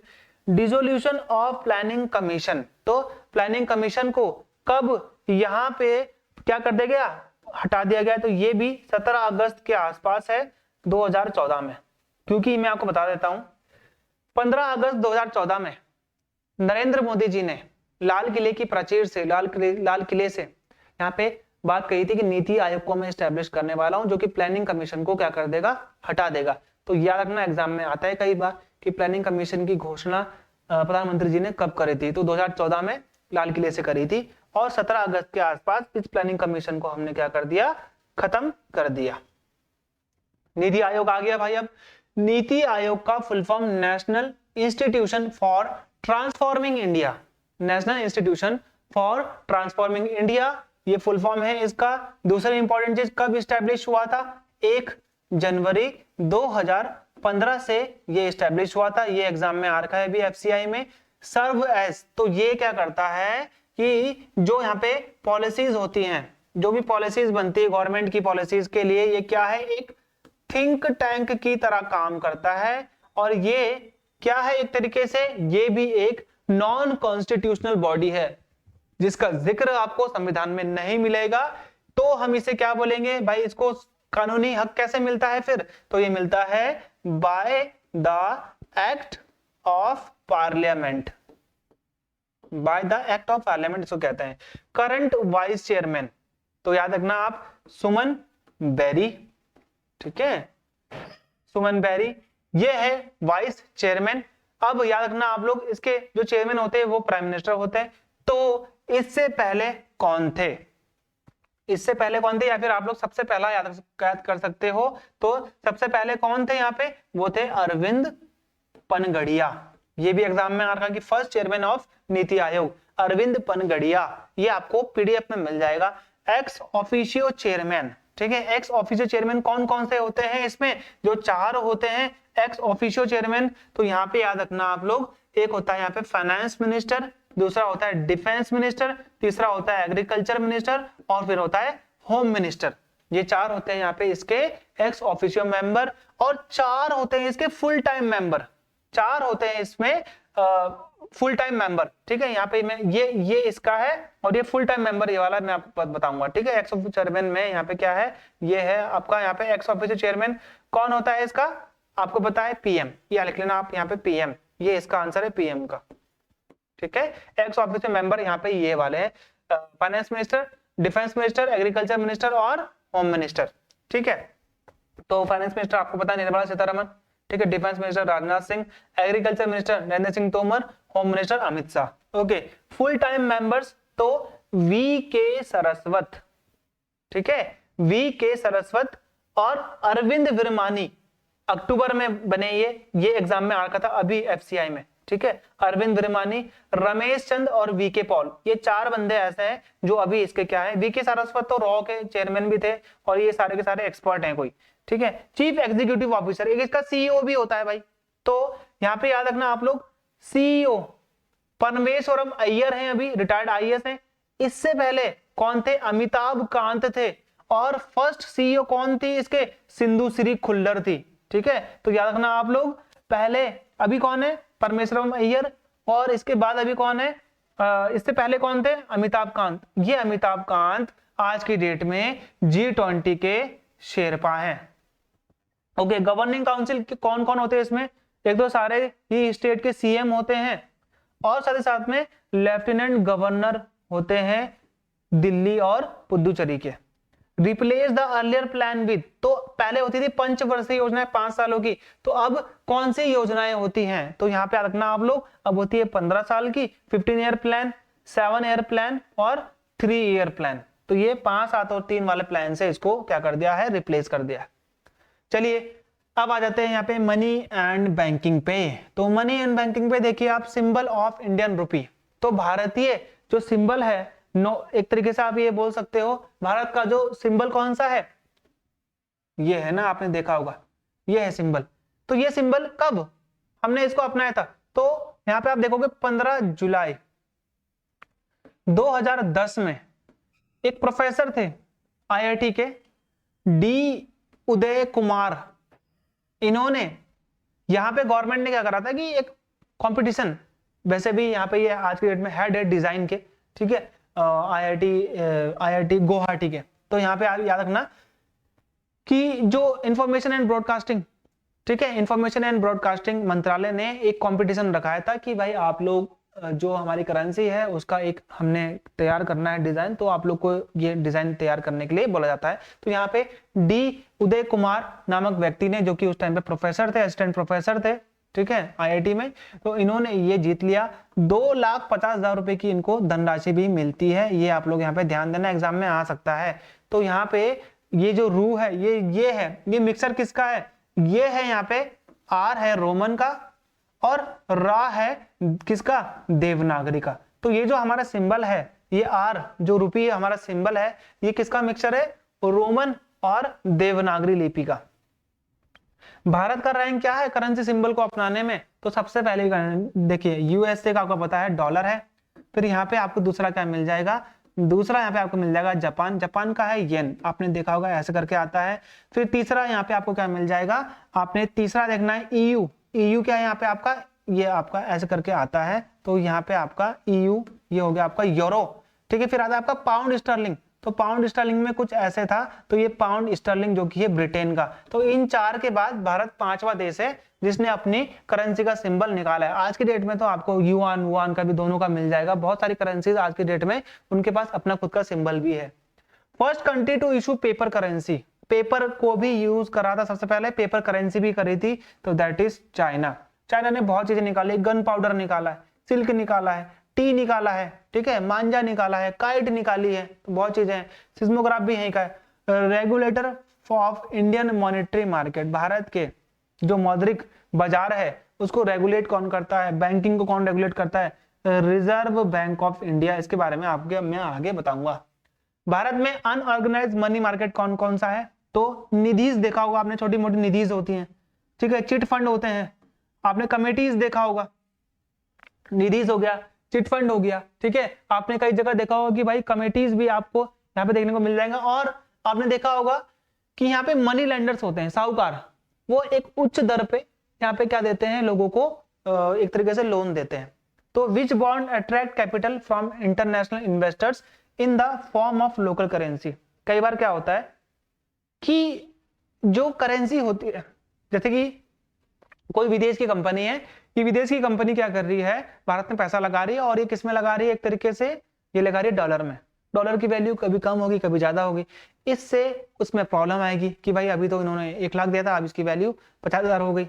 तो ये फ्लक्चुएशन से बचने के लिए सबसे यहाँ पे इंपॉर्टेंट क्या होता है कि ये जो इन्वेस्टर्स होते हैं भारत में, ये लोग बोलते हैं कि भाई आप जो पैसा लगा रहे हो वो इंडियन करेंसी में लगाओ हमारे ऊपर, ताकि इंडियन करेंसी तो इंडिया में रहेगी ना, फ्लक्चुएट नहीं होगी। अब 1 रुपए है तो 1 रुपए ही रहेगा, चाहे वो जितना भी हो, उसकी वैल्यू कम हो जाएगी, लेकिन जो फ्लक्चुएशन है बाजार में वो तो सेम ही रहेगा। तो यहाँ पे इसको हम बोलते हैं मसाला बॉन्ड। मसाला बॉन्ड होता है जब विदेश की कंपनियां हमारे भारत में पैसा लगाती है हमारी करेंसी में। तो गवर्नमेंट सिक्योरिटीज मार्केट, जो गवर्नमेंट अपनी सिक्योरिटीज, गवर्नमेंट अपनी शेयर बेचती है, गवर्नमेंट का सरकारी प्रतिभूतियों का बाजार हिंदी में बोलते हैं, गवर्नमेंट सिक्योरिटीज का मार्केट एग्जाम में आता है 100%, इसको टिक कर लेना, जिसको हम बोलते हैं गिल्ट एज मार्केट, जिसको हम बोलते हैं गिल्ट एज मार्केट। चलिए अब बात कर लेंगे यहाँ पे आरबीआई की और सेबी की। तो आरबीआई की जब इस्टेब्लिशमेंट होनी थी तो ये किस कमेटी के रिकमेंडेशन से हुई थी? हिल्टन यंग कमेटी ने इसको रिकमेंड किया था कि भाई भारत में आरबीआई होना चाहिए। ये बात इन्होंने करी थी फर्स्ट वर्ल्ड वॉर के बाद। 14 से 18 के बीच में आपको फर्स्ट वर्ल्ड वॉर देखने को मिलेगा, 39 से 45 के बीच में आपको सेकंड वर्ल्ड वॉर देखने को मिलेगा। तो फर्स्ट वर्ल्ड वॉर के बाद इन्होंने बोला था कि भारत में एक सेंट्रल बैंकिंग सिस्टम होना चाहिए। तो ये कौन से सेक्टर को रेगुलेट करता है? तो ये बैंकिंग एंड फाइनेंस। इस्टेब्लिश कब हुआ था? तो ये 1 अप्रैल 1935 में। अब एग्जाम में आता है कि भाई कौन से एक्ट के तहत ये इस्टेब्लिश हुआ था? तो आरबीआई एक्ट 1934 के तहत ये इस्टेब्लिश हुआ था। बहुत से बच्चे 1935 ही समझते हैं इसको। नेशनलाइजेशन इसका कब हुआ था? यानी कि ये एक प्राइवेट कंपनी की तरह इस्टेब्लिश हुई थी 5 करोड़ की कीमत के साथ में। बाद में इसका 1 जनवरी 1949 में हमने इसको राष्ट्रीयकरण, नेशनलाइजेशन कर दिया, इसका सरकारी बना दिया इसको। इनिशियल कैपिटल 5 करोड़ थी। फर्स्ट गवर्नर कौन थे? अंग्रेज थे, sir Osborne Smith. First Indian governor कौन थे इसके? तो पहले जो इसके इंडियन थे वो थे CD Deshmukh. Okay, current governor कौन है इसके? तो ये है शक्तिकांत दास, और ये है इसके 25th गवर्नर। इससे पहले गवर्नर कौन थे? उर्जित पटेल। उससे पहले कौन थे? रघुराम राजन। ये भी याद रखना। कौन सी पॉलिसी निकालती है? ये बहुत बार जिक्र हो चुका है, हम इसे बोलते हैं मॉनेटरी पॉलिसी। मौद्रिक नीति को कौन निकालता है? आरबीआई निकालता है। कौन कौन सी चीजें ये इशू करती है आरबीआई? कौन कौन सी चीजें इशू करती है तो मैं आपको बता देता हूं।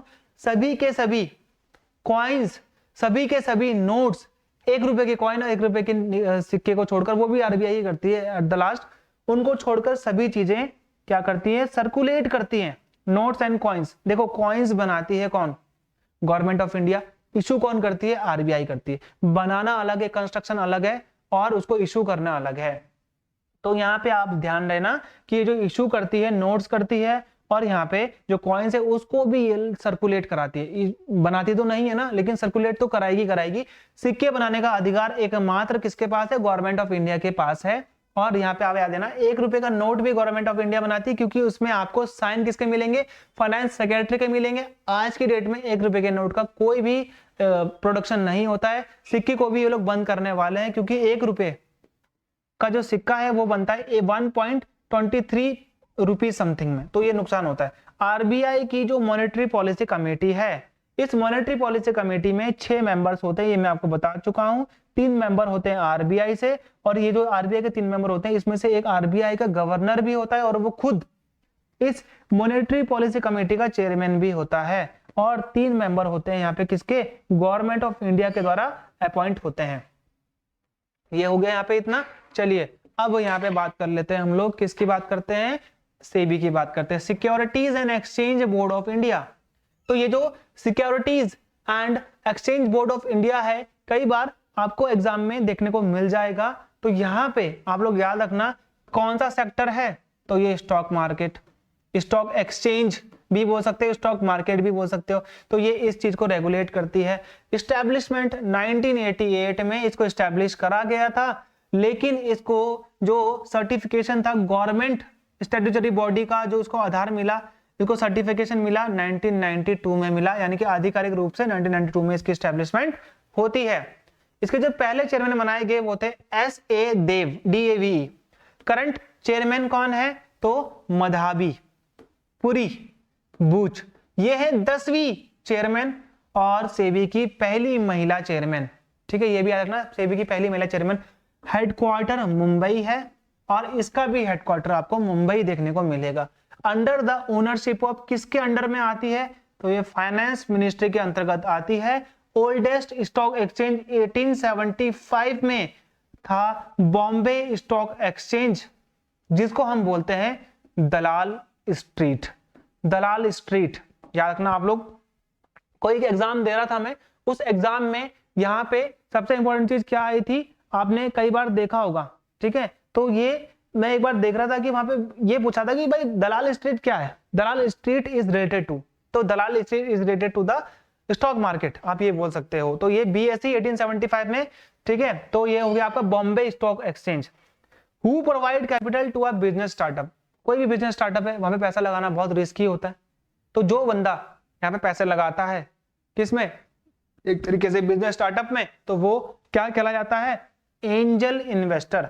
फेरा 1974, फॉरेन एक्सचेंज रेगुलेशन एक्ट, इसको हटाकर आया था फॉरेन एक्सचेंज मैनेजमेंट एक्ट 2000 में।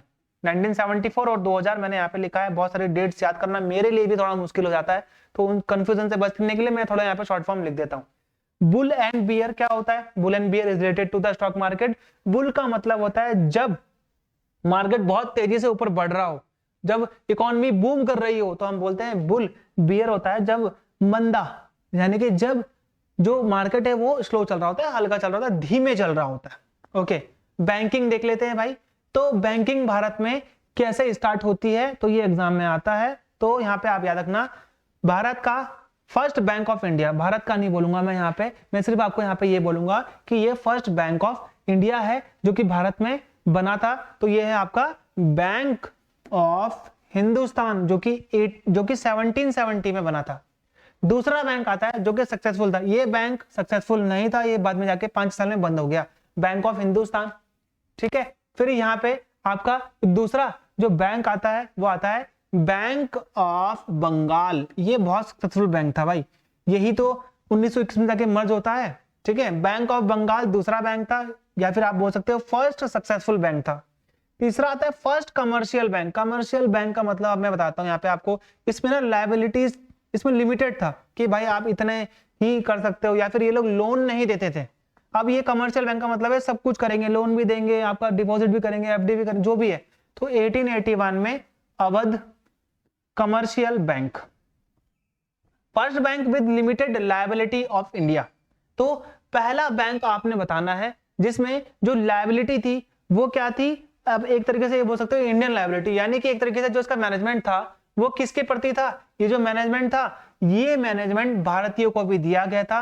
1921 में इंपीरियल बैंक ऑफ इंडिया, यही जाकर कौन बनता है, आगे जाकर स्टेट बैंक ऑफ इंडिया बनता है 1955 में, जॉन मथाई, आपको पता ही होगा। Which empowered RBI to regulate banking sector in a country। तो बैंकिंग रेगुलेशन एक्ट आप लोग को पता ही होगा। ये बैंकिंग रेगुलेशन एक्ट कब आया था, तो ये आया था आप देखोगे 1949 में, तो बैंकिंग रेगुलेशन एक्ट 1949। ठीक है, oldest bank that had survived till the present, ये बहुत इंपॉर्टेंट है, ये आता है एग्जाम में, कई बार आप लोगों ने देखा होगा। तो ये आपको मिल जाएगा PNB। 1898 में लाहौर में इसकी क्या थी, हेडक्वार्टर था। ठीक है, कई बार पाकिस्तान जब यहाँ पे एक तरीके से आप ये बोल सकते हो कि जब पाकिस्तान अलग हो रहा था 15 अगस्त 1947 में, तो उन्होंने बोला कि ये जो पीएनबी ये हमारे देश में रहेगा।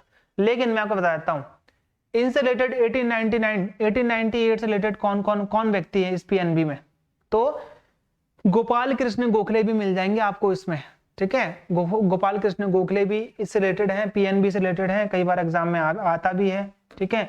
तो ये गोपाल कृष्ण गोखले हैं, और 2-3 और ऐसे बड़े बड़े व्यक्ति थे जिन्होंने इस पीएनबी की एस्टेब्लिशमेंट करी थी, और ये जल्द ही, यानी कि जैसे कि पार्टीशन हुआ था उसके बाद ये यहाँ पे आ गया था, दूसरी भारत में आ गया था, ये पाकिस्तान में नहीं रहा।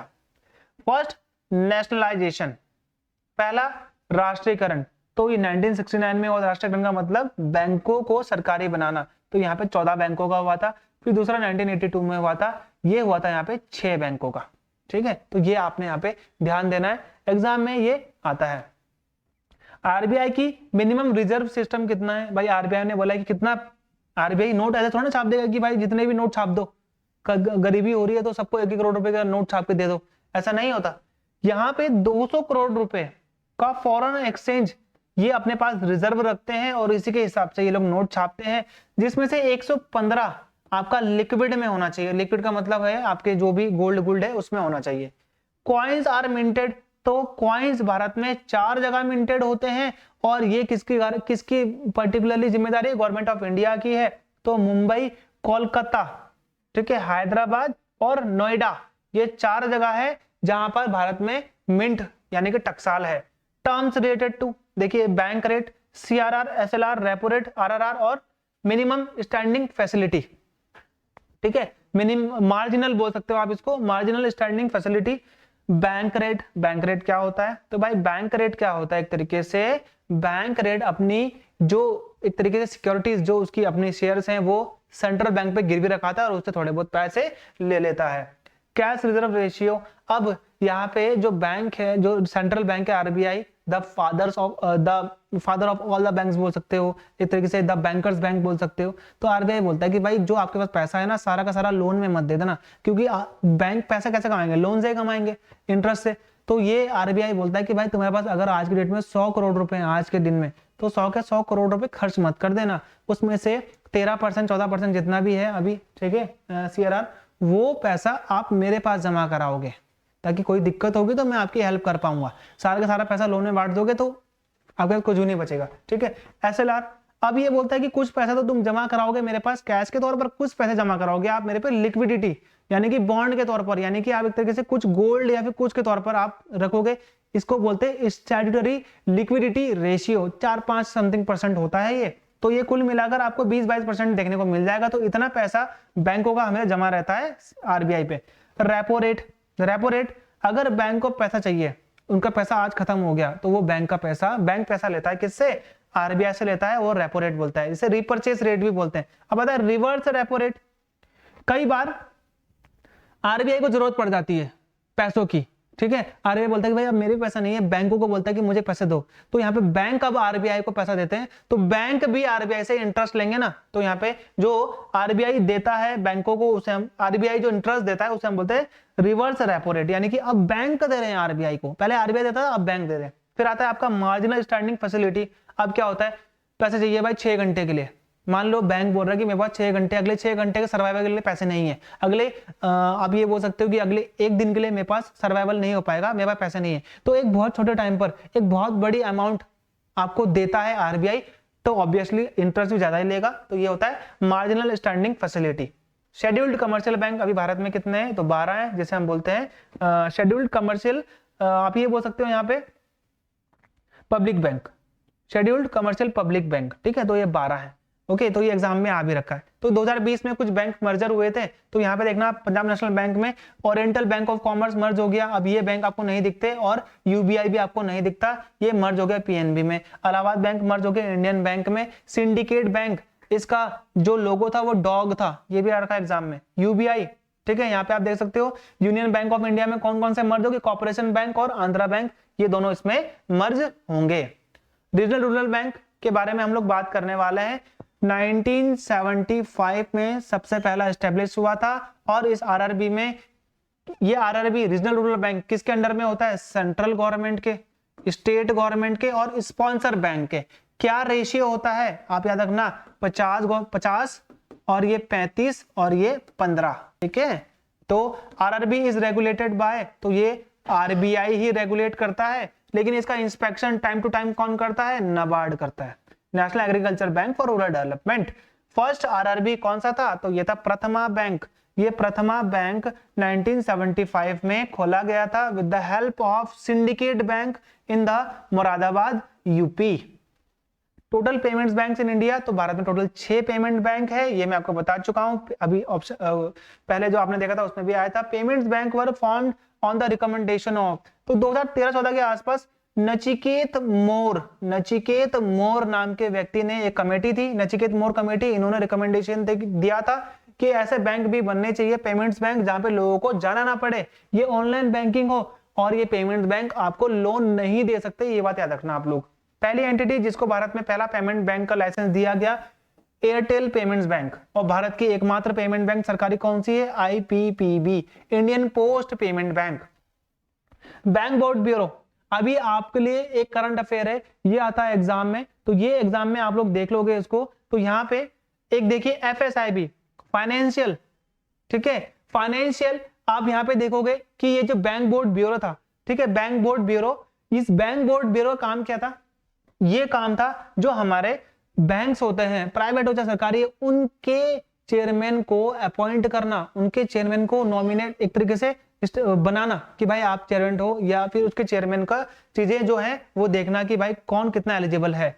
तो financial services institution bureau, financial services institution bureau, ये एक नया बनेगा जो कि बैंक बोर्ड ब्यूरो को खत्म कर देगा। अब सारा का सारा काम फाइनेंशियल सर्विसेज इंस्टीट्यूशन ब्यूरो करने वाला है, बैंक बोर्ड ब्यूरो खत्म हो जाएगा, जो कि सीएमडी एमडीज की नियुक्ति करता था बैंकों की।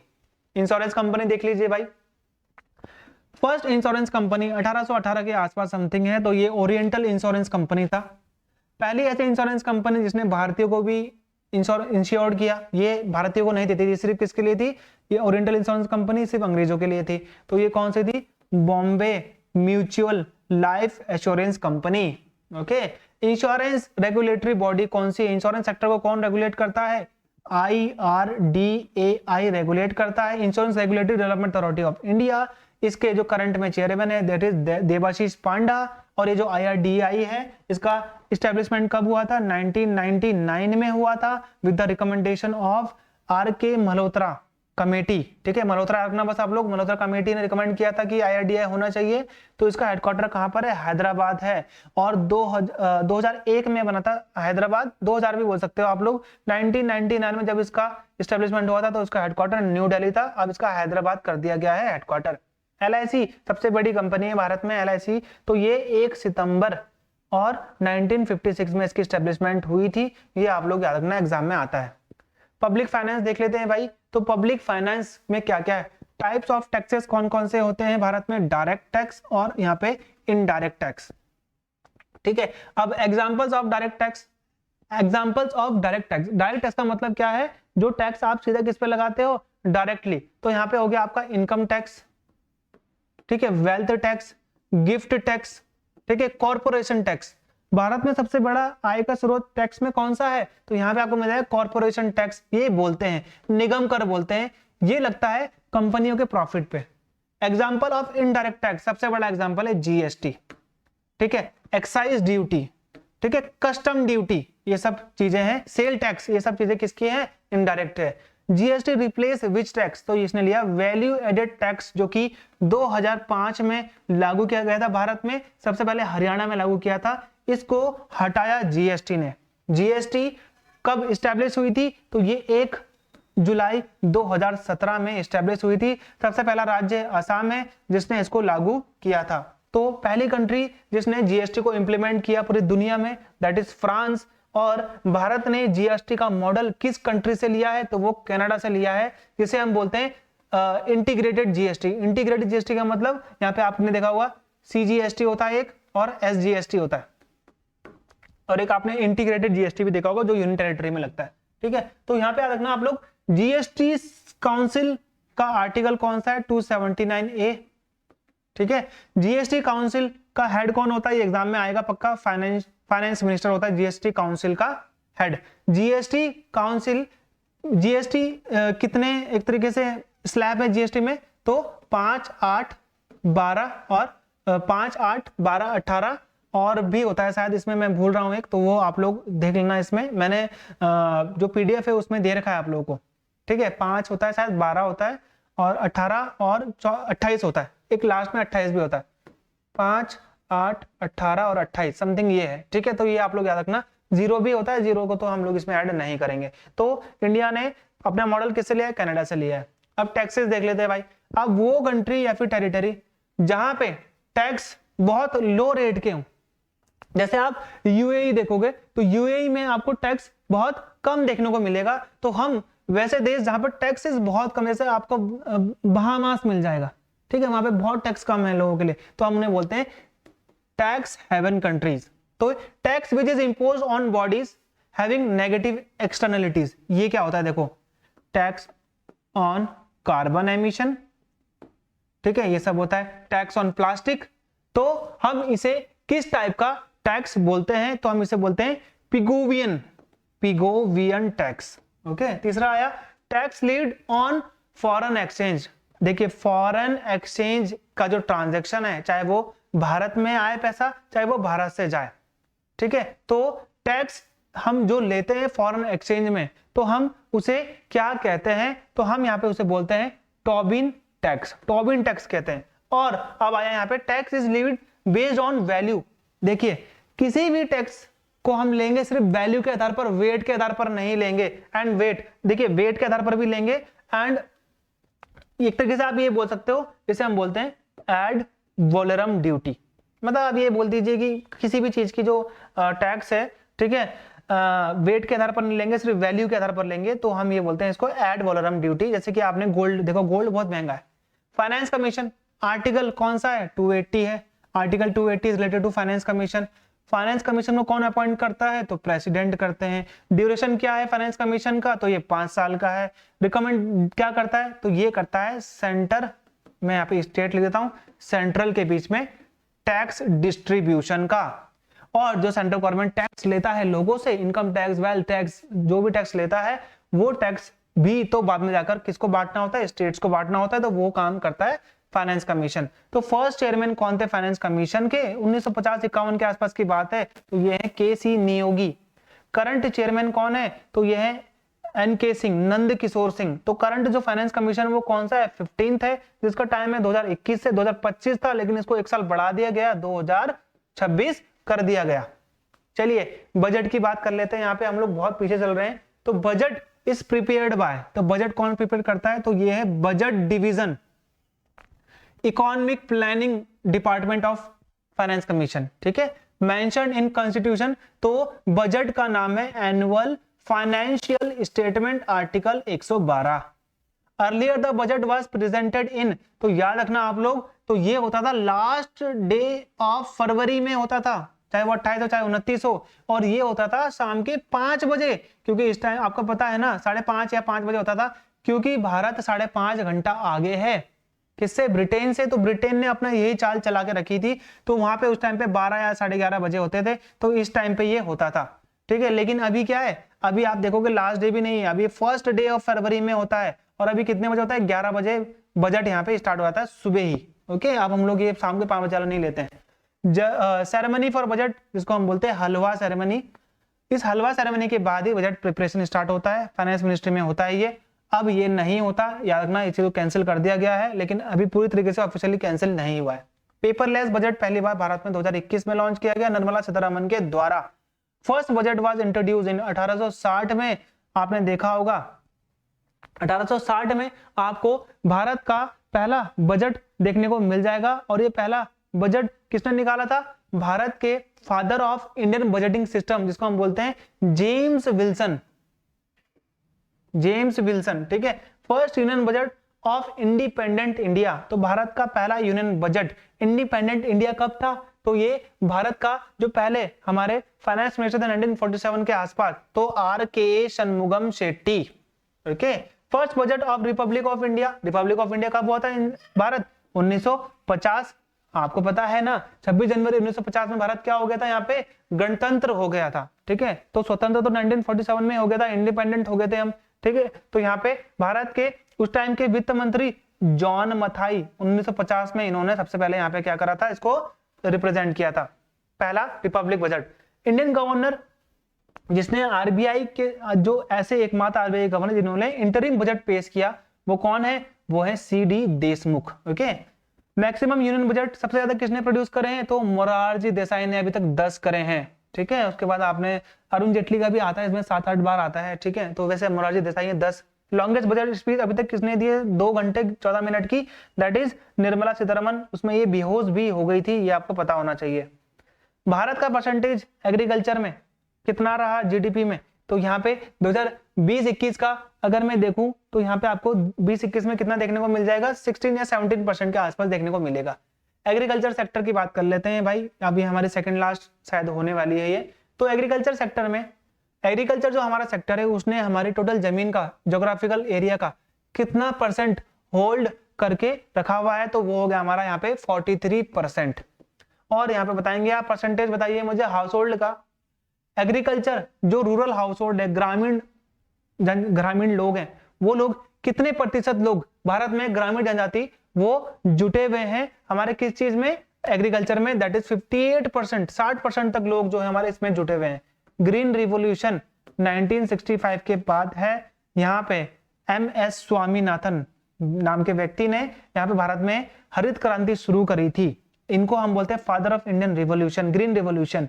और जिसकी वजह से पंजाब, हरियाणा और यूपी में आप वीट और यहाँ पे आप क्या देखोगे, राइस की पैदावार बहुत बढ़ गई और ये लेके आते high yielding variety seeds, HYV seeds. Green revolution हो गया। अब दुनिया में 1961 या फिर आप 59 के आसपास दे सकते हो, तो इसकी डेट कंफर्म नहीं है। ये है नॉर्मन बोरलॉग, ये थे, पहली बात तो मैं बता दूं आपको, मैक्सिको के रहने वाले। इन्होंने सबसे पहले, यूएस के रहने वाले थे लेकिन मैक्सिको में इन्होंने सबसे पहले इसका एक तरीके से क्या किया था, मॉडल तैयार किया था। मैक्सिको में सबसे पहले इन्होंने ग्रीन रिवॉल्यूशन स्टार्ट करी है। तो ये मैक्सिको में इन्होंने ग्रीन रिवॉल्यूशन स्टार्ट किया था। ये कई बार आता है एग्जाम में कि किस देश में सबसे पहले ग्रीन रिवॉल्यूशन हुआ, दैट इज मैक्सिको। कई बार आपको यूएस से भी देखने को मिल जाएगा क्योंकि यूएस से में ये रहने वाले थे नॉर्मन बोरलॉग। इनको शांति का नोबेल प्राइज में मिला हुआ है नॉर्मन बोरलॉग को। तो ये father of green revolution in the world. तो फर्स्ट नेशनल कमीशन 2004 में, ये क्या है, first national commission on farmers. ठीक है। तो कृषि आयोग बोल सकते हो आप, कृषि राष्ट्रीय कृषि आयोग 2004 में MS स्वामीनाथन के अध्यक्षता में बनाया गया। नेशनल फूड सिक्योरिटी एक्ट 2013, ये आरका एग्जाम में बहुत बार। MSP देखिए, MSP लागू करती है commission of agriculture cost and pricing. ठीक है। तो ये MSP लागू होती है, देखिए 22 के लिए MSP है और 1 के लिए FRP है। ये FRP किसके लिए, फेयर एंड रिम्यूनरेटिव प्राइस, ये है शुगर केन के लिए। ये कौन डिसाइड करती है, तो ये करती है cabinet committee on economic affair. CACP की एस्टेब्लिशमेंट कब हुई थी, 1965 में हुई थी। ये CACP क्या करती है, ये MSP minimum support price recommend करती है गवर्नमेंट को और सेंट्रल गवर्नमेंट यहाँ पे उसको लागू करता है। याद रखना आप लोग, the last authority to decide the MSP वो सेंट्रल गवर्नमेंट ही है। कौन अनाउंस करती है MSP, सेंट्रल गवर्नमेंट करती है, बस CACP रिकमेंड करती है। और ये जो CCE है ये FRP शुगर केन के लिए क्या करती है, रिकमेंड करती है। एट लास्ट सेंट्रल गवर्नमेंट को ही अनाउंस करना होता है। तो ये आप लोग याद रखना, 22 + 1 23। परसेंटेज ऑफ एग्रीकल्चर, भारत का परसेंटेज एग्रीकल्चर में कितना है, तो यहाँ पे 16.7 आप लोग याद रखना। तो 16-17 में आपको बता रहा था। ये हमारी लास्ट PPT है। ग्रीन रिवॉल्यूशन किस लिए था, यहाँ पे आप वीट बोल सकते हो और राइस बोल सकते हो। सबसे ज्यादा फायदा किन दो राज्यों को हुआ था, पंजाब हरियाणा को हुआ था। व्हाइट रिवॉल्यूशन था डेयरी प्रोडक्ट्स के लिए और मिल्क के लिए। वर्गीस कुरियन को हम बोलते हैं milk man of India. Silver revolution ये था एग और पोल्ट्री के लिए। येलो रिवॉल्यूशन था एडिबल ऑयल, मस्टर्ड भी आप लोग बोल सकते हो। ब्लू रिवॉल्यूशन था फिशरीज के लिए, पीसी कल्चर के लिए। पिंक रिवॉल्यूशन था प्रॉन एंड मीट के लिए। गोल्डन रिवॉल्यूशन था यहाँ पे हनी और हॉर्टिकल्चर के लिए। गोल्डन फाइबर किसके लिए था, जूट के लिए था। जूट का सबसे ज्यादा प्रोडक्शन कौन करता है, वेस्ट बंगाल करता है। सिल्वर फाइबर रिवॉल्यूशन किसके लिए था, ये था कॉटन के लिए। रेनबो रिवॉल्यूशन किसके लिए था, तो ये था ऑल। ठीक है। ये रेनबो रिवॉल्यूशन कई बार मैं आपको बता दूं, मिशन इंद्रधनुष भी आता है, ये आता है एक तरीके से फुल इम्यूनाइजेशन यानी कि टीकाकरण बोलते हैं, तो वो भी याद रखना। मैं वो भी बता देता हूँ आपको, ये रेनबो अलग है और वो वाला अलग है। एक आता है आपका इंद्रधनुष, मिशन इंद्रधनुष, वो था टीकाकरण के लिए, फुल इम्यूनाइजेशन, और ये था रेनबो रिवोल्यूशन, ये था ऑल राउंड डेवलपमेंट के लिए। एक आता राउंड रिवोल्यूशन, वो था पोटैटो के लिए। रेड रिवोल्यूशन ये आपका टमाटर के लिए। तो गाइज मेरी कोशिश रही कि मैं आप लोग को इस वीडियो में उतनी ज्यादा जानकारी दे पाऊं जितना कि एग्जाम में आ सकता है। वैसे तो अर्थशास्त्र इतनी बड़ी है कि अगर हम इसको पूरे दिन भी करेंगे तो भी नहीं हो पाएंगी। इसको पढ़ने में मुझे बहुत टाइम लगता है, तो मैंने ये कोशिश करी है कि आप लोगों के लिए मैं इसको सिंपल बना दूं, सिर्फ वही चीज आपको पढ़ाऊं जो कि एग्जाम में आती है। ठीक है, तो ये मेरी रिक्वेस्ट है आप सभी से कि अगर आपको लगता है कि हाँ इस वीडियो में मेहनत है, आपने पढ़ा है, तो एक कमेंट जरूर डालिए जिस वजह से मुझे मोटिवेशन मिले। ठीक है, बस यही है आप लोगों के लिए अभी तक के लिए। तो मिलते हैं हमारे अगले वीडियो में, तब तक के लिए धन्यवाद।